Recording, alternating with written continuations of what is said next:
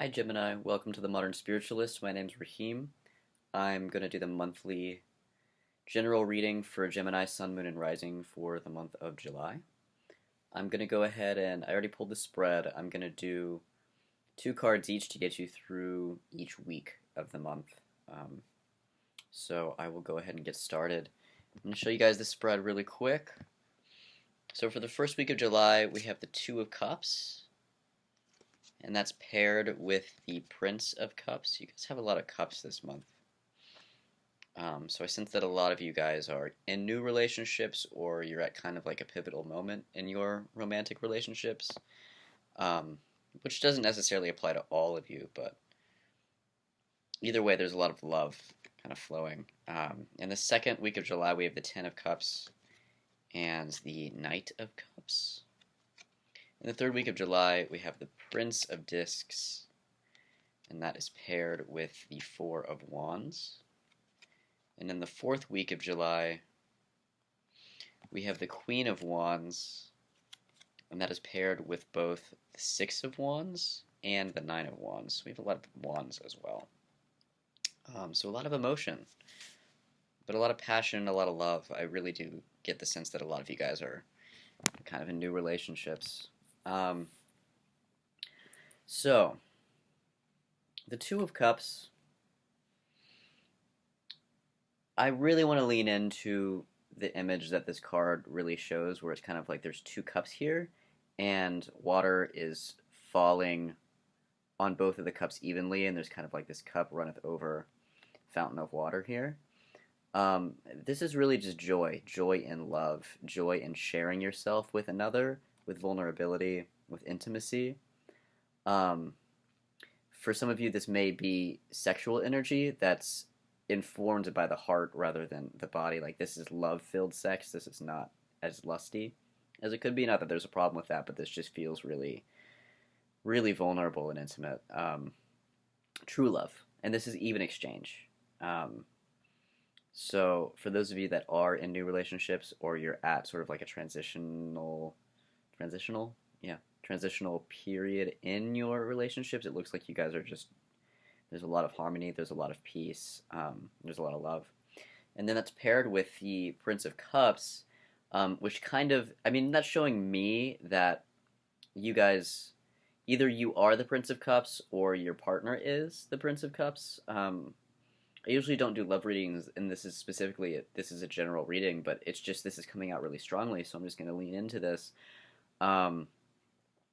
The love that you are sharing with this person, and this doesn't necessarily have to be romantic, like this could be friends, this could be like a family member that you're close to, this could even be in business, but in this partnership, one or both of you are displaying this Prince of Cups energy, which is being cultivated through the purity of the love that you're experiencing with this person. So like, this is the kind of love that inspires you to be the best version of yourself. This is the kind of love that cheers you on while you do the things that you love to do and the things that you're meant to do. This is the kind of love that builds you up, and encourages you to show up for yourself in your own heart. So that's really positive. Coming up in week 2, we have the Ten of Cups, which, if you'll see that from this Ten of Cups, there's like this spotlight, and that's kind of shining down from this like cup on the top here. So I do really get the sense that coming into the second week, whatever has developed in the first week, the spotlight is on you, or maybe the both of you. And this kind of allows like the deep inner well of joy and love that you've been cultivating in this first week to kind of spring up from its incubation period, or like spring up from the ground and into your external environment, where you're kind of like showing yourself off. So this is kind of encouraging you to be proud of who you are, where you've come from, proud of your relationship, if that's applicable to you, and just to kind of express yourself fully and authentically from that place of love, because when you can express that love fully and authentically, you pave the way for others to feel that they can do the same. So set an example this week. Clarifying that, we have the Knight of Cups, which in this deck's the Knight of Cups, but like if you were to pick up like a Rider Waite or something, this would be the King of Cups. which shows that this is really helping you grow whatever is going on for you in these first couple of weeks. You have a growth spurt, and this growth is coming out of that love that is. I got this vision of like water bursting through a dam, and it starts out as like a few leaks, and then eventually the entire dam breaks. And I'm just seeing like love leaking through like the patches of your heart or the cracks of your heart, like water that's outgrowing a dam. And on the other side of it, you're gonna see that that love was always there, coming through you, even if it was blocked by a dam. It's still there, and it looks like that dam is breaking, and you have more access now to this love and this divine flow of energy. Um, and it was just waiting for you all along. It was waiting for you to rediscover it. So um, let your emotions flow. It looks like they're really beautiful. Um, yeah. And then in the third week of July, we have the one and only Pentacles energy. We have the Prince of Discs, um, which is saying you can now build a new foundation from a new place, and that this new foundation that you build will be built on this new root that you have of this really nourishing, protective, expressive love. Um, and so these new discoveries you're making about your heart, um, you regained a lot of power through that. And through that power, you can now ask yourself, okay, what legacy do I want to create now that says this is who I am? And it's paired with the Four of Wands, which is asking you to like light a fire within your heart center. Really center in the heart, feel the fire blazing, that fire of passion, that fire of love, of life. And then let the things that you enjoy, the things that inspire you, the things that engage your curiosity, because you're a Gemini, right? Let them kind of rotate around that fire so you're centered in your heart. And everything that you enjoy, everything that stimulates curiosity is kind of rotating around that fire like you would cook meat evenly on a spit. So everything's being really evenly cooked and there's structure and balance in your life. And if you can do that, if you can center in the heart and kind of just light a fire evenly on the things around you, you're going to be able to build a really calm foundation from that place, and it's going to feel really pleasant, really cozy, really warm, and it's going to give you all the things that you asked for. But keep in mind that asking for the things you want are half the battle. The other half is making it happen for yourself, and I just get the sense that you guys really are making all of these things happen for yourself. So if things are already underway, make sure to celebrate how far you've come. If you write on the beginning of something, of a new foundation, have the confidence that you can see it through, because all the cards are telling me that you have great potential to tap into the things that you want to do. So in the fourth week, we have the Queen of Wands, and it came out reversed, which I wasn't going to read in the reversal, but then as I was kind of getting the energy, I did get an energy of a reversal, so I'll just go ahead and run with it. This is kind of what I got, was like a very Scorpio energy of like the phoenix rising out of the fire. And so the message here is, if you've been brokenhearted in the past, especially if you guys are kind of right on the tail end of it, or sorry, right on the beginning of like a new relationship, you may at this point be reflecting a little bit about the things in past relationships that weren't working. And there may be a little bit of worry here.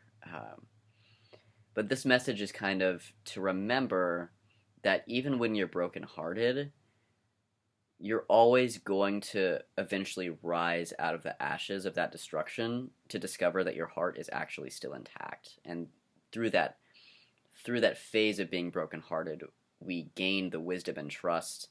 Once we heal and we remember that all was never lost. And so as we experience the hurts that we experience and we heal from those, we gain the ability to hold space for those that are still suffering, to help them recall the same wisdom that we've recalled through being brokenhearted, healing, and falling in love again. So keep that in mind, is that our hearts really only break so that when we find love again, we can love even more deeply, even better than we did the time before, with more self-awareness and more knowledge an intelligence about what love really is and how to do it, how to love, right? And this is paired with the Six of Wands, which kind of means like a short-lived victory. And so what I get from this is you may be worried about, you're like, okay, things are really good right now, but what about when they're not? And you may really want to cling on to whatever you're experiencing right now because it feels really good. But this card is kind of asking you if you're remembering what it truly feels like to fully love again. And while this victory is here for you now, number one, it doesn't mean you won't lose it, but number two, it doesn't mean that you won't regain it. It's kind of, I didn't pull the Wheel of Fortune, but that's kind of the energy I'm getting, where it's asking you to remember that fate and life is a wheel, and it's always turning. So life really is a series of gains and losses, and so if we can go beyond that series of gain and loss and remember that love is always accessible to us, even if the forms change, that you can approach the victories that you do experience with the understanding that you fully deserve to live all your victories fully, and encouraging you not to cling, because whatever you lose, you will regain again. So savor this moment, and just remember that the wheel never stops turning, and that's okay, because the wheel is always going to be there, which means you are always going to be there. You know, your soul is eternal. You've done this so many times, you'll do this again so many times.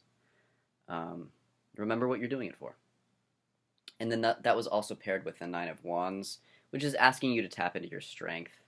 And to remember that you have the strength to get through everything, because everything you've already been through, you've gotten through, right? Like, you've already gotten through so much worse than this. So try not to give in to doubt, because the universe wants you to know that you do have everything you need, and that you deserve to have everything that you have now and everything that you want in the future, okay? So that is your month. You're going to have a really, really solid, beautiful first half of the month, where you're really going to be basking in love, true love, authentic love. And then the second half of the month is kind of asking you to hang strong, stick to what you're feeling, don't give in to doubt, and to just see where you want to direct all of this loving energy from here, right? Because you have access to all of these beautiful resources, and trust in yourself that you can use them the way that you want to use them. Okay, that's all I have for you, Gemini, Sun, Moon, and Rising. I am now officially open for private tarot readings, so I will leave that in the description box, and if you want to schedule a reading with me, you can do that. I offer half-hour readings for $25 and hour-long readings for $40. And I hope that I see you guys next time. Make sure to like, comment, subscribe. I love you guys.